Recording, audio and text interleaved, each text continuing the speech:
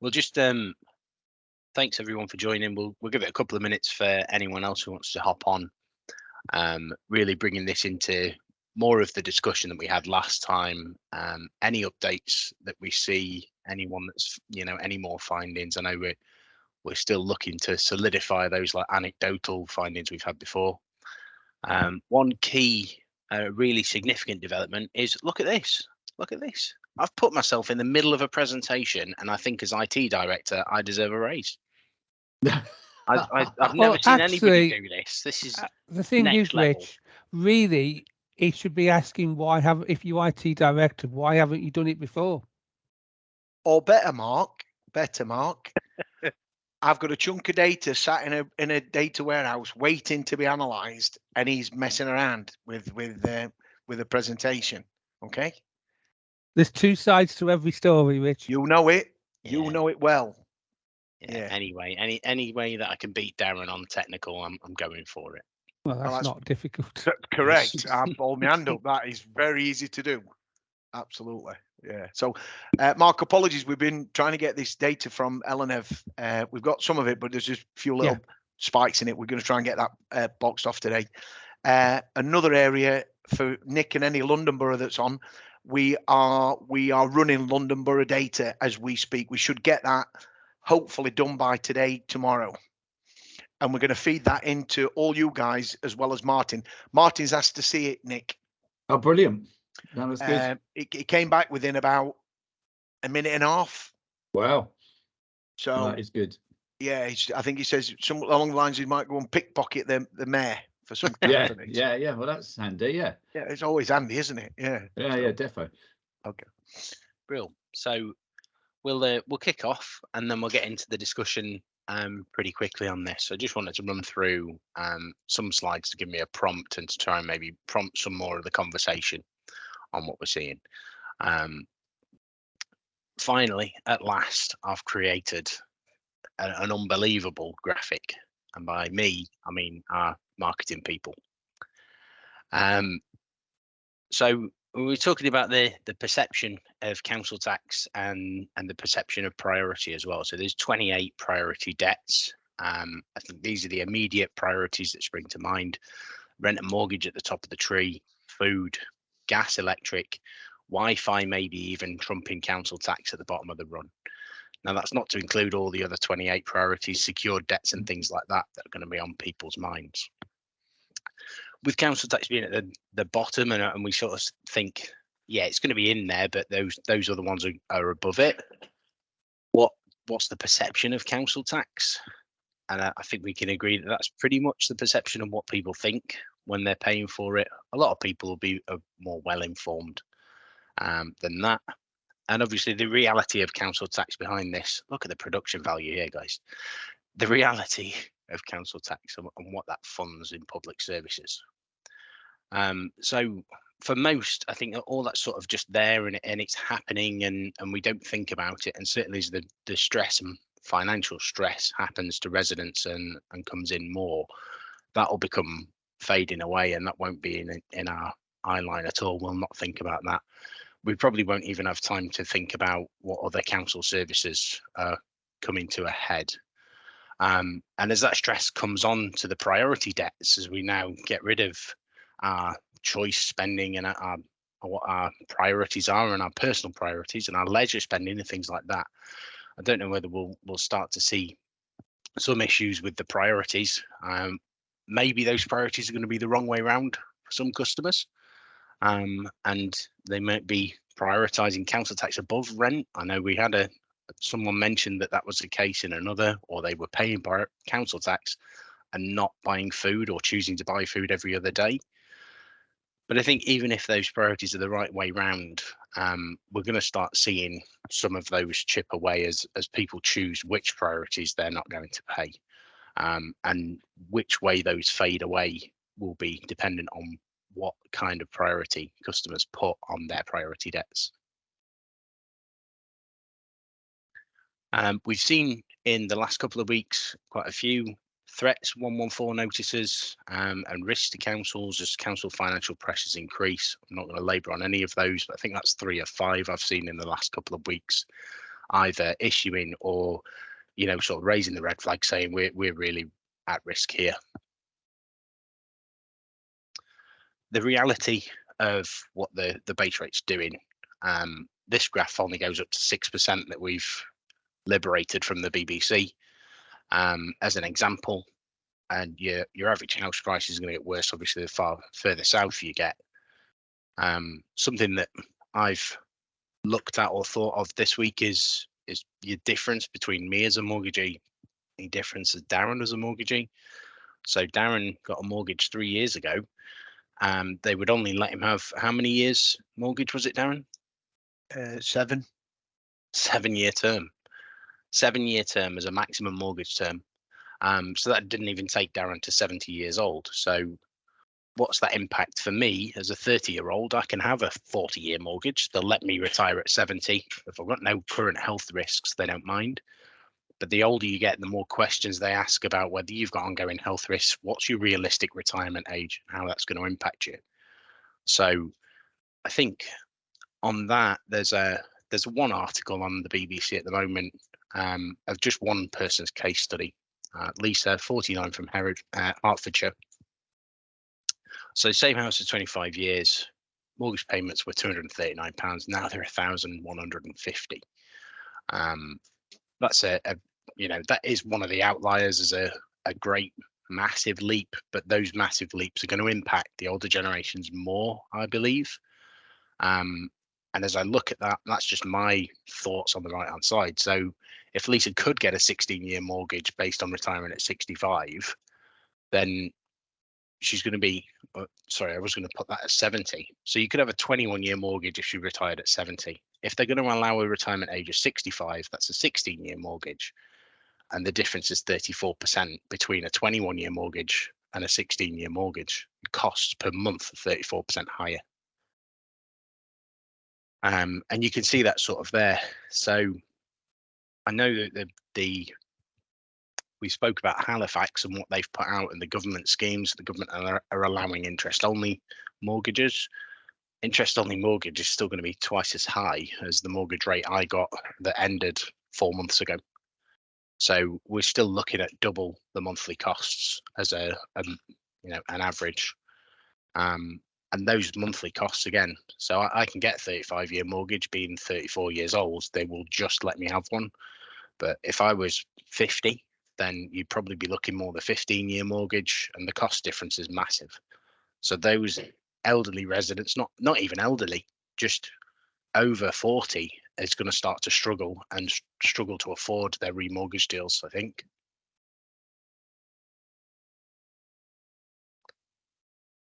I'll whistle through these really quick. I'm only 5 minutes in. So we're all aware of the stats and the cost of living. I just wanted to look at this graph because there's maybe a light at the end of a tunnel, even though we're still, we've only just entered the tunnel. The only light there for me was that last time that we had these record high rates, it dropped very quickly. So depending on how things go, maybe we could see a rapid drop in that and we'll just get a spike of problems. But certainly the conversations we're having is more, we've gone through all these cost of living support schemes, and yes, there's been household support fund and energy payments, things like that. Those are one-off, few £100 at most.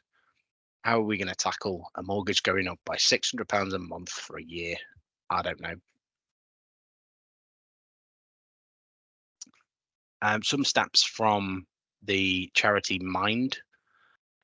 They're estimating that the soaring mortgage rates is going to affect 14 million people's mental health. They're thinking of things that we don't see. So it seems pretty straightforward, probably because we're in the industry and at the coalface more of the cash. But payments rise, we'll miss other household payments and other essential bills. That's going to cause difficulty and arrears elsewhere. We all know that.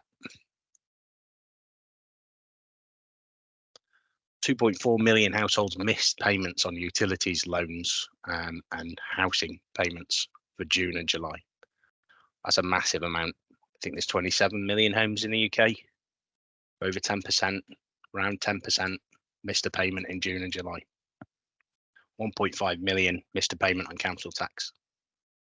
So again, the trends that we're seeing anecdotally, I think, are coming to life. And finally, the ONS, as we move on to a case study from Mark and discussions around what Mark's finding, but the ONS are reporting 4 in 10 people think their situation is going to get worse in the next 12 months. 4 in 10 people find it difficult to afford rent and mortgage. We know that gas and electric bills have gone up. We know food prices have gone up. But for me, the thing is, I think we've got through them. We've struggled through them. We've managed to stand up pretty well to them. I don't think we're going to stand up to £500-600 a month increase in rent or mortgage payments.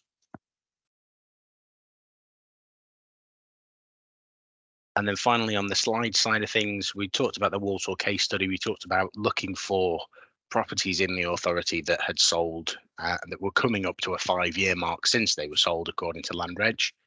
The 10% sample revealed that 18 people were there as owner-occupiers, and out of those 18, 4 were in arrears for the first time. At that, I will hand over to let Mark start a discussion on what's being observed. Right, thanks you, Rich. I wasn't quite sure what part I was going to play in this, so apologies if this is a bit stunted. But yeah, so we looked at this and we looked at what our cases were, and we come up with this example, and what we've seen of the 4 that have recently fallen into arrears, 1 has been able to self-cure. We're just going to keep an eye on that one. 1 we have been able to, in fact 2 that we've been able to make contact and help out by spreading payments, extending arrangements and things like that, and 1 at the moment still is further in arrears and just isn't actually making any contact with us at all. So I think this has really just showed what we thought, that the current crisis is going to bring new people in. Old ways of dealing with crises probably aren't going to help, because previous issues, the existing benefit system would help with people losing their jobs. The benefit system would take over. The current crisis is that people's income actually isn't going down. They probably are going up. There seems to be employment out there if people want it. There increases in wages. However, the increase in costs are far outweighing that. So there's a new group of people that are being squeezed. And I think what we're trying to do is be a little bit proactive and just try to change the message to those and to get them out as quickly as possible to go, actually, these are the options. These are where you can get help, because a lot of them might just be a little bit of money help, a little bit of money advice. We'll link people to the Money Helper government websites and stuff like that, and they'll be able to self-cure, as one of ours has already done. So it's nothing, there's no rocket science in this. It's just trying to be a bit proactive and try to get the message out to people who perhaps never even thought that they'd be in trouble, and have survived month on month for years and have never really had to think. Yep. So that's where we are and what we're doing. I'm now just trying to extend that and reviewing the whole of our arrears base to try to see if there's a different message that we can send them. Yeah, just to back that up, Mark, I know yesterday we picked up on this yesterday, and we're trying to get the geospatial data to look at the velocity of change. So we're trying to map that so we can actually, can we pick out some trends that will give us an indicator, only an indicator, that a certain postcode level is starting to struggle, and then we can go into more detail around the customers that are in arrears. There's a bit of to and fro in here, but I think for a little bit of work at the front end, I think we could save ourselves a lot of pain at the back end. I really, really do. Mark come up with a good idea yesterday, saying if he could look back 6 months at the customers that we found to be obviously dropping into this space, a space they've never been before, then could we apply that same logic potentially to the full tax base? I think there's what was the mark? I think there's a file in there, 18,000 records, I think, that we're going to look at. So again, this is what we're trying to do is not create a big bang, but try and, you know, identify cohorts of customers that we can deliver that specialist help. Now, we know that councils up and down the country have different rules and different things and different views on payment arrangement, payment plans, What I forget is I think everybody's in the same boat as Mark. So his staff have been working with this data that we've been supplying. They look at the data and go, we can genuinely see you are struggling. So we're going to make a payment plan that suits your needs. And because of Mark's experience and his team's experience of doing that, they're really, if you like, in a really good position to deal with these customers that are falling into arrears at this early stage and for the first time. I was coming into the office this morning, strangely enough, and 2 houses that were built about 6 years ago, beautiful houses, big thing, big 4 or 5 bedroom detached, have both gone on the market from me driving to work today. In a day, they've gone on the market.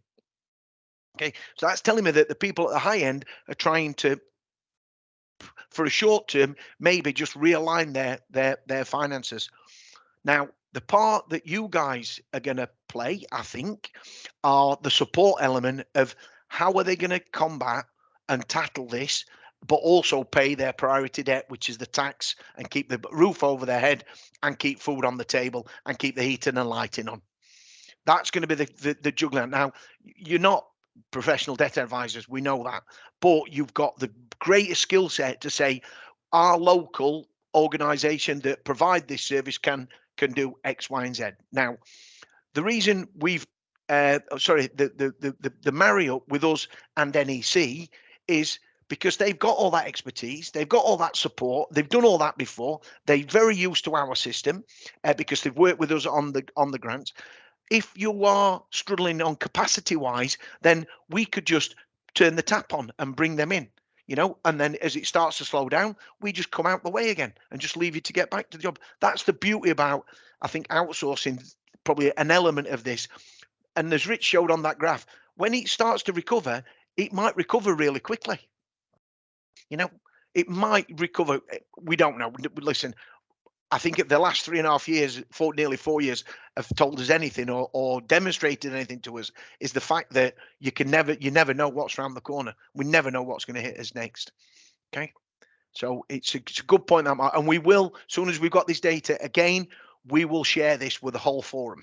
We will share what we've got. Obviously, I'll have to get permission off Mark first that I'm allowed to put his data. It's not his. There's no obviously. GDPR issues with this and any data protection, but I want to make sure that Mark is okay with us to share. I'm certain he normally is. Okay. From that, then, has anybody started to look at this in a way? I know some of our clients have. I know they're starting to look at this in quite seriously. But has anybody looked at, we're all seeing it. I mean, the news has it on nearly every bulletin now. It's all about, how are people going to live? How are they going to exist? Well, people have done it in the past. I'm certain we can do it again. Yeah, I think it's interesting, Darren, you mentioned about the housing market. I'm seeing the same, we're seeing the same through statistics. Things are on the market for longer. I mean, we've been trying to sell a house for 5 months that is it was on the market for 400,000, not a single viewing, and I think we're just at a point where a lot of sort of big detached houses, if you look at the market around here, a lot of big detached houses are just stagnant. There's people trying to get rid of bigger houses and downsize by the looks of it. Semi-detached are selling like hotcakes at around half the price of a detached. We're seeing that. I don't know whether it lines up. Sort of 15 years ago, we entered the credit crunch. 15 years ago, we saw that massive spike in cost of living and the recession. well, the families that bought then or bought after that recession, are they now in a position to downsize because people have gone to university and things like that? And yes, people might want to go up but can't afford to at the minute, and you're just going to end up with a pool of properties that people can't afford potentially. I think that's sort of what I'm seeing on Zoopla as I just look around at properties on the market. But interestingly, I was talking to a client yesterday in about revenues and recoveries. Has anyone approached financial planning as far as increased write-off budgets, and had sort of discussions around what we're expecting to do with this incoming sort of maybe wave of debt? I think Richard, it's quite difficult to tell because I think, as I mentioned last week, a lot of authorities hadn't actioned any write-offs for 2 or 3 years during the COVID times. We were so busy. So if you look at the write-off levels on the QRC4 returns that were published, they were far higher than the last few years. But I don't think that is necessarily down to the financial crisis. I think it's because authorities simply administering so many grants just didn't have time to process write-off previously. I think it is an issue, but equally, I think when we all set our tax bases, you have an expected collection outturn rate. So for us, we expect to collect 98% of all council tax over the duration of the debt. So effectively, I'm already saying I'm expecting to write off 2% of that debt year on year. So for me, that's 4 million. I hardly ever write off 4 million in year. I think what we'll find initially was authorities will start to utilise the write-off potential they have got before we go back looking for more. I think once we start writing off more, then when it comes to your tax base setting, you're going to have to set a lower expectation, which has got severe budget implications for the local authority. And I think that's the challenge we'll have, because obviously we've got our own financial issues at the moment alongside the rest of the cost of living. So I think it's something everyone's looking at, but I think at the moment it's probably maximising the potential we have got rather than increasing.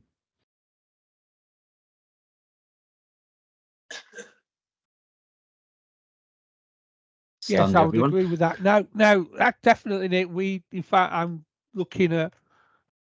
We've got a big write-off of debt provision because we've never really wrote much off. Yeah. And actually, it started to cause us problems because the figures don't look good. Yeah. So actually, we are going to be in a process of starting to write old debt off, and we may be able to use a bit of that for current stuff as well.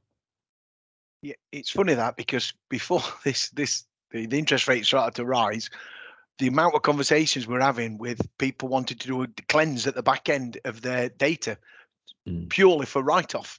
Yeah. And saying, what have you got that could help us with that?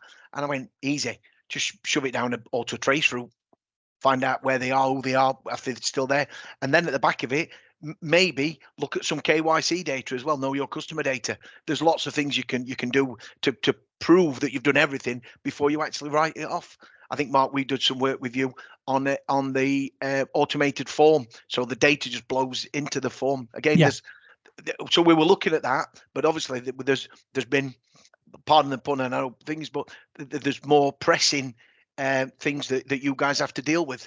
Whatever's hitting you at this moment in time, and it is now this not necessarily immediately, but this mortgage crunch is going to cause quite a few problems, I think, for everybody.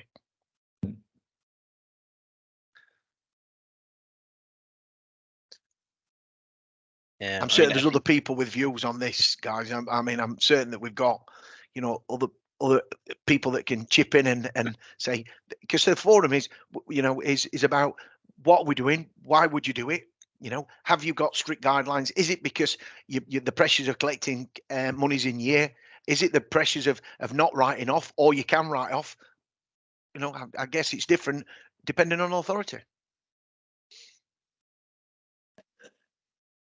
And one of the things that I picked up, obviously, Nick, when we were chatting the week before, was obviously in certain areas, London, you guys will have a different problem than somebody rural, because it won't be necessarily sales, it will be rentals. But then when you look at some of the numbers, some of the rent, even in rural areas and the districts and boroughs, there are still challenges with rentals because of the buy-to-let mortgage. Yeah, I mean, to be honest with you, Darren, I think in some ways the rental market is more of a concern for us. Yeah, you know, and you quite rightly said, we had last week we were talking about it. The buy-to-let mortgages, people just simply can't afford them anymore. They're getting hit with rates. I think the price on the rental properties is going through the roof. So we've got people who are being forced out of rental properties. And where do they go then? They certainly couldn't find anywhere else within my borough. They go up north. Well, exactly. Or they present as homeless. Yeah. Which has got even more significant costs for the local authority. So I think the mortgage companies seem to be offering support for the people who live in the properties with mortgages, but it's the rental market I think I'm really concerned about. Yeah, and I think that's. I mean, we've been involved in corporate finance and debt collection on behalf of private finance houses, and the way that you treat debt for a consumer is completely different to a business. And those buy-to-let mortgages are a business. They're a commercial enterprise. I suppose what that means further up is they will have more stringent targets on collection themselves. They'll have more stringent profit rates to hit that they'll expect to get out, and they will act quicker. So that landlord tries to put the rent out, they lose a tenant. As soon as it's vacant, they aren't going to be giving any grace period as they would for a consumer mortgage. They'll probably be in looking at repossession unless they think the market's so poor that they're not going to get the value back out of it. Then they might do something different. But as it stands, house prices are still going up. We're not really seeing that sort of level off and come down. So as long as they've got enough equity, and you're looking at buy-to-let mortgages are normally 25% or 75% loan to value minimum, then there should be enough equity in them for it to be worth going through the hassle of repossession. Which is kind of mad to say, but that all that results in for you is, like you say, either people moving out of the area, moving somewhere cheaper, and hopefully, you might get that with remote work. It's either that or they're going to present as homeless and needing emergency accommodation. I think the stats from the SIPFA public finance article recently released said that as many as 70% of income managers are worried about or seeing an increase in emergency accommodation requests. Where I think it's a higher number seeing a change in council tax collection rates as well. So we might just be the sort of seeing the storm at the distance. We're not really in the eye of the storm yet, but we all know it's coming, don't we? Is there anything interesting? I was just wondering from a council's perspective, is there anything in terms of scheme changes as far as CTRS or anything discretionary that you might be looking at targeting towards people that are sort of more disadvantaged than others? So when I'm talking about the Lisa from Hertfordshire example, who we can see is nearly 50, she's going to get a 15-year mortgage as opposed to a 30-year-old family that's in full-time employment with a long life ahead of them.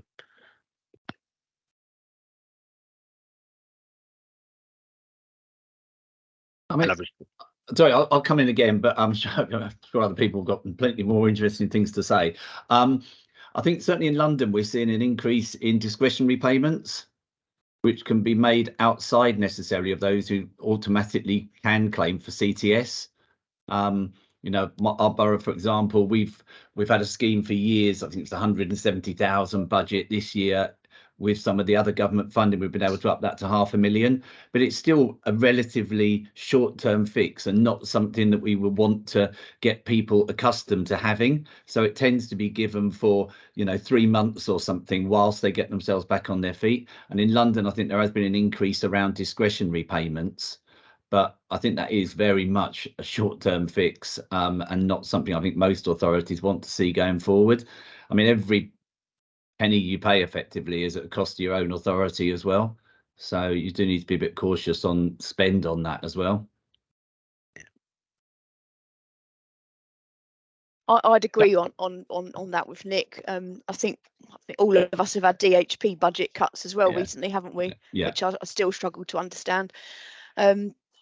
I think this has been really thought provoking. I know I stand silence at times, but I think this is really good conversation. So I'm in Chichester, and I think you've said about the rental market, that's definitely an issue. Our councillors here have written to our MPs. We haven't heard anything yet. I'm not expecting anything major to come from that, but I don't know what you guys on the call think. But for me, it's like, well, you know, how long this will go on for, but there's massive national issues that need to be addressed here. So yes, we can top up our DHP schemes, you know, we can be a bit more flexible in write-offs, but that's just kind of dancing around the edges, really, isn't it? So I don't know if what people's views are, but I'm now responsible for housing, so one of the things I've been looking at is temporary accommodation. No massive surprise, but temporary accommodation demand's going up. It's costly. We have had a homeless prevention grant. One thing I would say about central government, in their defence, they are I think pretty good at topping up housing teams in councils. So we've just had I think every council's just had a top up for homeless prevention grant. So we're currently looking at what we can do with that. So, you know, the sorts of things I'm looking at is, well, do we need to buy? Again, it's all linked to what Rich has already said. And is the properties available, but, you know, a larger property that could be, you know, used for temporary accommodation, the council still have an asset. So that's kind of where I am. I don't have any massive glowing ideas here. Just interested in what people are on the call are saying, and those that have got a lot more experience than I have, just how you've got through this before. And I think, Darren, what you said about that, you know, that the people on the mortgages, interestingly, I was talking to my counsellor yesterday about what we actually do. So we're in the process of just thinking about how we do some, you know, good PR about all of this, but there's no point dressing it up, is there? If someone's got a £600 mortgage increase, it's what support's available, what can we provide. I still think the government have got to do something soon, and I think with the elections next year, you know, I know we're not allowed to be political, but if Conservatives have got any hope, and I don't think they have, of winning, they're going to have to start pulling out some rabbits quickly. So that's my thought, but I've really enjoyed listening, so thank you. I think that's on the housing side. I've been I've been a bit blinkered until just now as the light bulbs come on. I've been thinking about you sort of have a go hero landlord that's trying to make a bit of passive income on the side. Maybe they've got a handful of properties. I've not even thought about the commercial landlords that own a block of flats, as those start to struggle with being able to afford them, and as those tenants, you may end up with that mortgage deal will come to end on 15, 20, 30 flats all in one go, because the whole title is mortgaged, and the whole property's mortgaged for all them flats, and then everyone in that, you might end up with just like pockets of no one can afford the mortgage in this building anymore, neither can the landlord, or no one can afford the rent, the landlord can't afford the mortgage, landlord company goes bust. And then what do we do? You know, is there any way that we could step in and try and prevent that, or is there any? There's certainly not an endless budget for compulsory purchase to just grab hold of this land and property and turn it into council owned and managed rentals. It's really difficult to figure out how we prevent that. But I think that's a more concerning thing that I've just thought of, is the companies that run those with a mortgage on 15 plus flats, or a whole building of flats that could go down, or a whole street.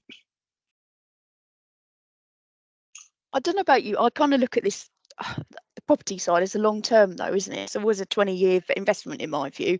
So I think it depends where, you know, how much equity they've got and where they are.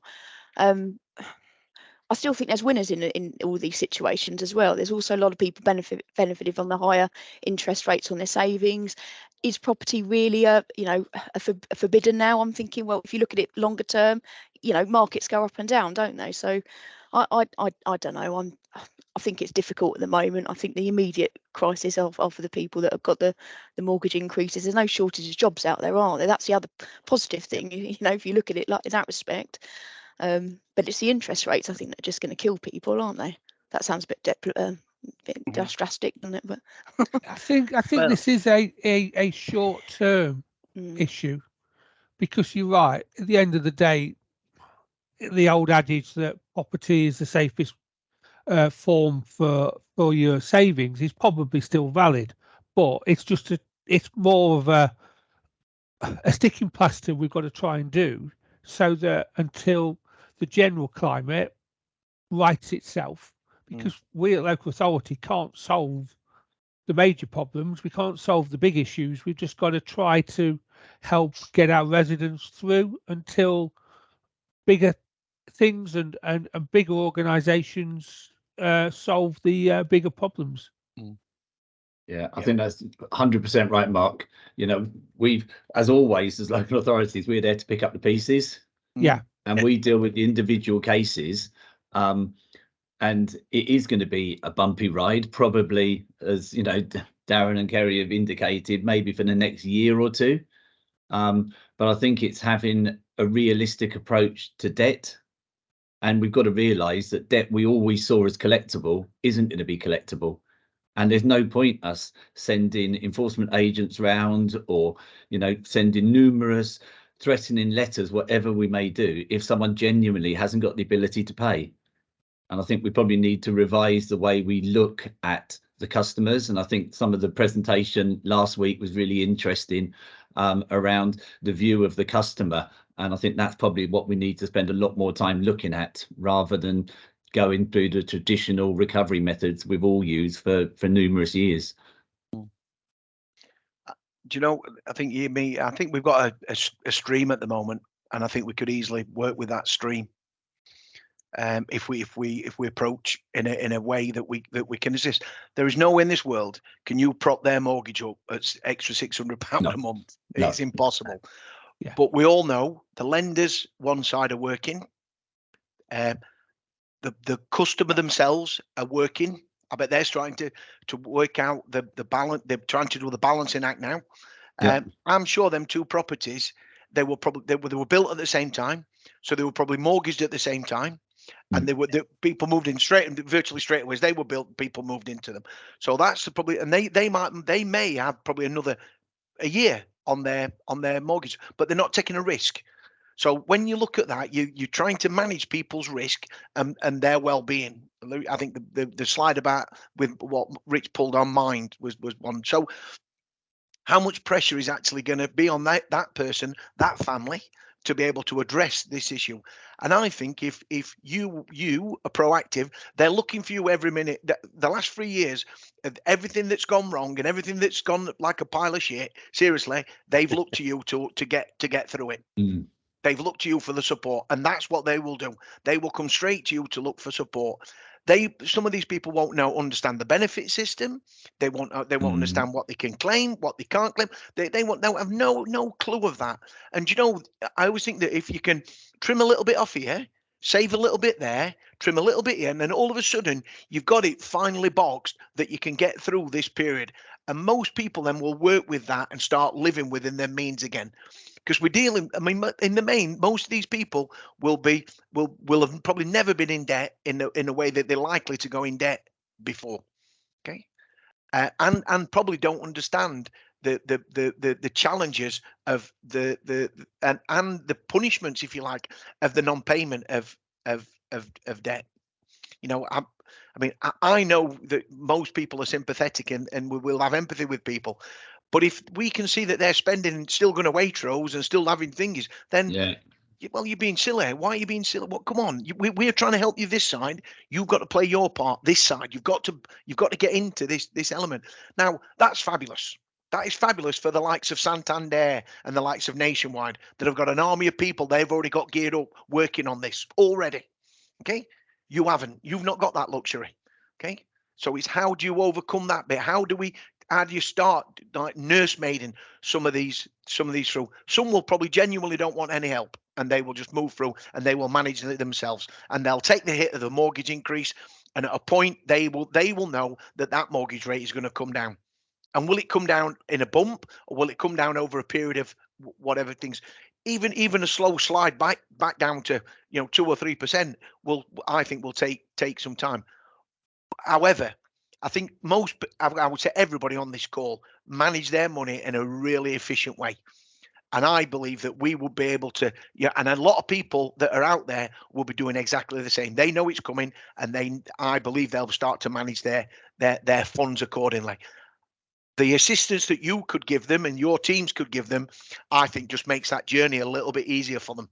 And it shows that, you know, you're right, everything slides downhill to you guys, unfortunately. So you are going to have to deal with it in one way or another. You're either going to have to deal with it in collections, or you deal with it as a proactive reach out. Yeah. It's one or the other. And by the time it gets to collections, by the way, they've got another few £100 stuck on the top of this debt. Just sorry, Darren, just on the back of that as well. So, hi everyone, it's Callum from NEC. We've been having some conversations with our local authority customers, and what they've noticed is, as obviously more people are starting to fall into arrears, they're now having to prioritise the recovery process because they don't have the resources to deal with the level of recovery that's coming through. So they're having to do it in stages and prioritisation. So naturally, obviously, that's, you know, people are slipping through the net. The local authority is impacted because they're not recovering the amount of debt that they would want to recover. So I just wondered if that, you know, to kind of the open forum, if that is something that your local authority is also seen as well, that you're having to prioritise what recovery you're putting out because of resource capacities that can't meet the amount of people that are falling into arrears.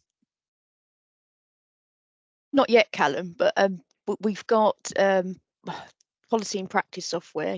You guys will know all this in the techie world, and Teljo, which personally quite a fan of. I think that's pretty good. So rather than us just send out, you know, the harsh letters, you haven't paid, you're overdue, they'll get a text message and they'll ask to confirm a few answers to some questions. I think 1 in 3 generally will respond.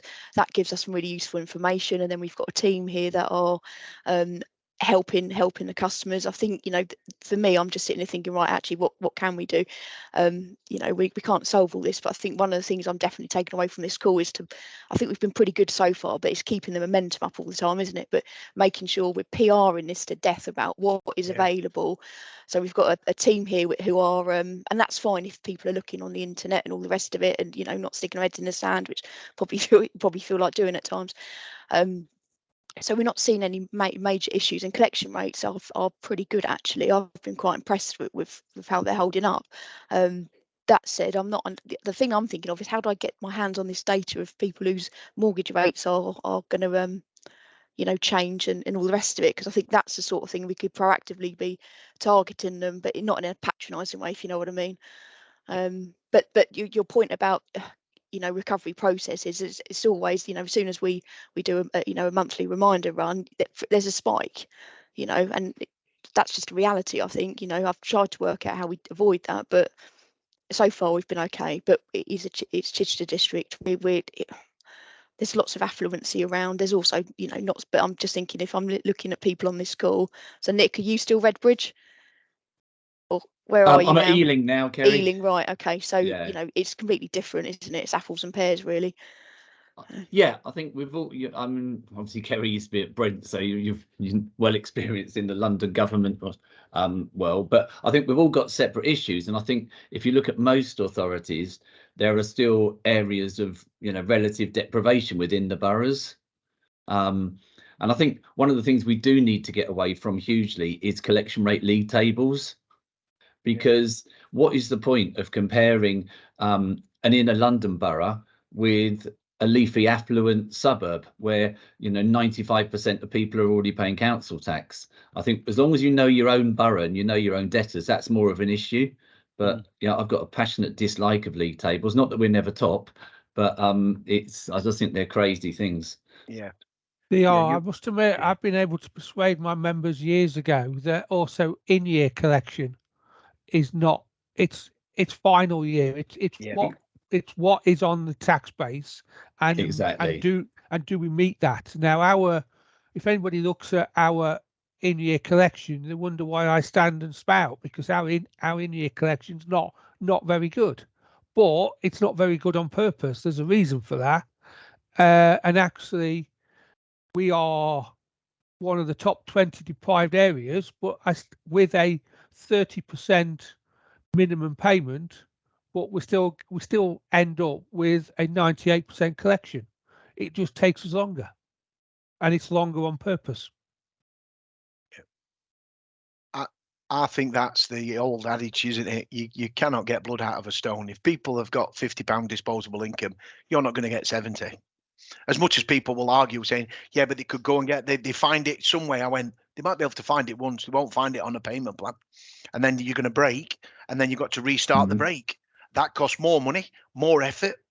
Average break, I think, Rich, I worked out, I mean, I'm going back a few years now, was 30, 40 pounds. It's not just the break of reconnection, it's the break of everything that contributes to it.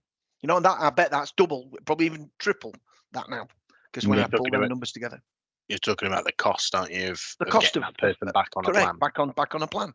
It's crazy, you know, where you're wasting time because you've got a very valuable resource that's wanted to help people to get them onto the right plan, yet you're purposely breaking the plan because you're asking for things unreasonable. I think there's only so much you can do in that when you're trying to set up them plans to make sure they're realistic. I mean, years and years ago, you know, sort of before the FCA was a thing, and I worked in debt collection, it was all about get as many pounds per week, per day. If you can't get it all now, get it in 2. Can you get it in 3? Can you get? And you had to go down this ladder in 4, in 5, in 6, rather than just going, look, what's realistic? Let's have a look. So, you know, if the credit file says you're spending money where you shouldn't be, did you know you can talk to these people and tell them to sod off? You've got council tax that needs paying. Can they freeze interest? You know, so let's stop paying that credit card. That's not important. Tell them, be open and honest, but I think it's back to having them conversations where you've got information, you've got access to knowledge and resources. For people that fall into debt for the first time, they might just pay whoever shouts loudest, and we've got to shout fairest maybe wherever we can, and just say, you know, we've got to be realistic. If we're not realistic, then we're not going to achieve what we're trying to achieve anyway.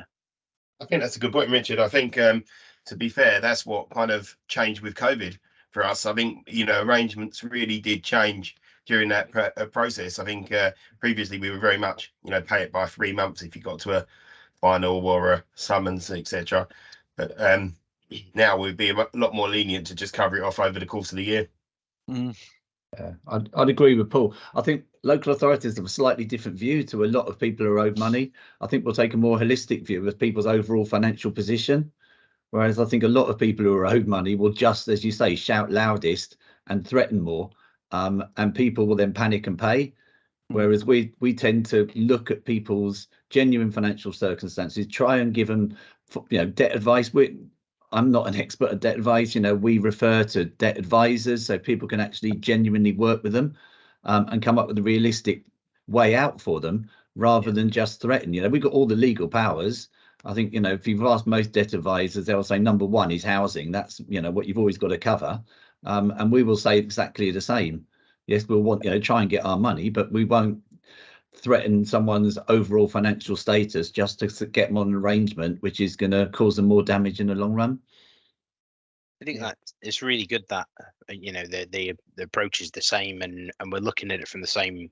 We all see that's we've all got a duty of care as well. Local authorities have that duty of care over their resident. We want to keep them in their house. I suppose the interesting thing is those non-priority creditors that shout louder, you've got far more serious consequences. And just because you haven't got the resources to shout as loud, call as often, email as often, text as often. I think, Richard, it's not just about the resources, it's about the possible impacts. So we don't want to cost ourselves money by collecting that money by then having to rehouse someone in temporary accommodation. So there's a knock-on effect to it. Whereas a credit card company, it's very easy for them. If they don't get their money, well, they don't get their money, there's no consequences for them. They're not going to have an ongoing cost. Yeah. The beauty of it, though, customers, more contact, isn't it? The consequence for the customers, they are mithered more often. They get more calls. It's chased like it's as important as council tax, or it's probably chased more than, you know, the sort of, you look at how important they seem to make it seem, but the reality of council tax and the impacts on the local area and the impacts and consequences. The consequence of non-payment is that will go through a process and it'll end up at a bailiff and enforcement agent, whereas a credit card probably will never get there. Not if it's under £1,000, they'll probably just sell it to a debt collection agency who will do more of the same: phone calls, emails, a couple of letters. I think that we can use the Consumer Credit Act and the FCA guidelines to our advantage with this, you know. Yeah. So We've so the lenders, I know we've done a lot of work with you, Mark, on this, haven't we? So we've got letters designed. So bike the creditor off, bike the non-priority off to get this, or back them down to a reasonable level. Everybody knows that creditor has to take that. They have to take it. They've no choice, because if they push, they're getting done by the FCA, and the FCA really bite. And in fairness, everybody in the consumer credit world, they have training on this to the nth degree, because the last thing they want is to be hauled in front of the FCA and prosecute and fined heavily. So the mention of priority, boom, straight in. That's not a priority. That's not a priority. Now, again, that's a different skill set, Mark, and I think your team have worked with that and embraced that over the years. Yeah. What we've also done is we've put that template letter on our website, so it's actually easy. What we've got to do is make it as easy as possible for the customers to go and get the help or support that they need. We linked into the Money Advisor Network so that they can get their help and support, but also it's about giving them actually that we are the most priority. And Sally's right, it is about changing the nature and the way they're doing it, and actually it's about trying to inform them of what's important, but also make it easy for them to actually deal with it. And I think, Mark, on what you've said there, I think some of the challenge comes down to this new cohort of people that we're seeing enter this, arrears market. Obviously, someone made the point earlier, they're not proficient in the welfare system. That they've always paid the council tax every single month, and that the main contact with the local authority is the annual bill that they get once a year. I think obviously educating them around this and around the different support that's available, because as Darren and Richard have said, they will typically respond to that person who does shout the loudest, as opposed to seeking the engagement from the local authority and the various different support mechanisms that are there to provide that welfare orientated approach. Yeah, I totally agree. And a lot of these people will be able to sort themselves once we've given them the actual direction and a little bit of help and advice. Yeah. Agreed. It doesn't have to be debt advice, does it? I always look at it as, I keep saying it, it's like, I used to speak to customers like I'd speak to my brother. And if we don't sort this out, these are the consequences. Let's be honest, and if you keep paying them instead of paying these, the consequences are, well, these are going to take action before then. Are you a homeowner? Yeah. Well, you've got risks of this, that, and the other. Let's understand, and I don't need to be a DAP and a debt advice professional and qualified to know if you don't pay this, that's the consequence.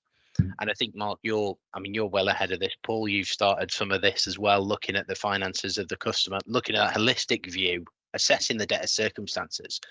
And once we know more about them, if they don't even have to engage for us to know more about them, and then we figure out, let's write to this person that way, let's write to this person that way.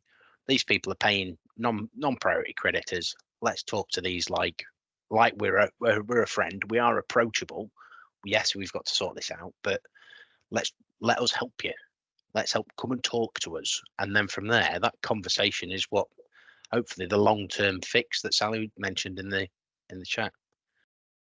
Short-term pain, those conversations. Hopefully, Mark, you have less of those conversations on a repeat basis with your customers. It does seem like it. We've got plenty of stories there, but the thing is, for different people, it's at different times. So some people will react immediately once you send them a different letter. Others, it'll be the second, third, fourth, fifth. There might be other things that's happening that actually make them realise that they've got to sort it. Yeah, I think we Sorry, who was that? Sorry. Hi, my name is Haja. I'm from Greenwich Council. So I don't work in the council tax department. I work in the advice and benefits section, which works closely with council tax. So it was just to give you an idea of the kind of things that we do, because we do have an in-house money advice team, which is there to help residents who have council debts. So that could be rent arrears, but it can also mean council tax arrears. So they can refer, the people in the council tax office can refer into the money advice team if they see that there's reoccurring issues. There's also, they're creating a hardship fund. So we have a rent hardship fund to offset the fact that we've increased our rent by quite a significant amount. So they're also setting up a council tax hardship fund, which will allow the council tax officers to refer into the money advice team, who will go through the client's income to make sure they're maximizing their income, look at their debt. They are debt advisors as well. And then they can ask the council tax team to see if some of the debts can be written off. But if it will end up mirroring the rent scheme, it will mean that they pay maybe 50% or 50% of the debt, and then the client pays a portion themselves, and then they'll pay the remainder of the debt after there's been a couple of months of the client paying their portion. And then in addition to that, we also have a council tax support hardship fund as well. But we have a lot of different teams within the council that advises people on benefits and supports them on benefits. But the money advice team has only existed for the last couple of years, and it is to help try to reduce the council debt. Yeah. Thanks, It's Haja. interesting That's that, great point. Great, really interesting. I think, Mark, you've done a few of those types of deals as well, maybe on a more ad hoc basis than scheme defined, but sort of, you keep up with your council tax payments ongoing, and then we'll write off so much of the debt and things like that. You're on mute. I'm on. You're back on mute. Does that work this time? Yeah. Oh, yeah, it seems. Yeah, it's about just knowing the customer. It's about looking at their circumstances and having a different approach and a possibly a more realistic approach. I think we've all come from a background, well, you've got to pay, full stop. You've got no choice. But actually, we're in a different world now. Yeah, 100%. Yeah, it's we've seen the shift. The shift is probably going to be a detriment to you, because as soon as people start to struggle, they're going to come and knock your door down. I think if you can get to their door before they come and knock your door down, I think that journey becomes a lot easier and a lot smoother. And I think the other thing that I know happens, and we all know, people spread good and bad news locally. So if they've been supported by you guys, anybody that they speak to or that are struggling, hopefully they will push them, and then we know they do it to the council. Say, look, you've just got to speak to them. They've got support. They've got, it's not just linking to more funding to give them more cash, but it's about changing their lifestyle for a short period of time. Right. Well, we've come to the end of an hour. Not much time to go, so I'd like to thank everyone for joining. If we've got any more, we will schedule another one of these forums and catch-ups, probably for a couple of 3 weeks' time. We've got some holidays coming up and things like that, but we will continue this discussion, continue looking at the trends and what we see coming out, and then we'll carry on trying to find ways and means around this thing and learning and growing. Yeah, we will add, if everybody's okay with it. If you're not, you've only got to email into to the guys that we're sending out the recordings. If you don't want to receive anything on this and be a part of it, fine, just let us know. We'll take you off. We're going to share information. Like I say, I'll run it by Mark, and some of the stuff that we do for the London boroughs. Nick, again, if you're happy to share some of your data when we start to dig into your stuff, again, we'll share it out. Same as you, Paul, because I think we're running all the London boroughs today. And again, I think what we're trying to do here is just try and work out which is the best which is the best route for us to take. And I think Nick, you might take one route, Paul, you might go another route, and you're both London boroughs, but you just think, well, we're going to deal with this because we've got this. Hasya, because they've got the support team down at Greenwich, they might choose another route. They might choose another way. But if we can identify these people and get support to these people quickly, I think the bump will not be as bad as we think.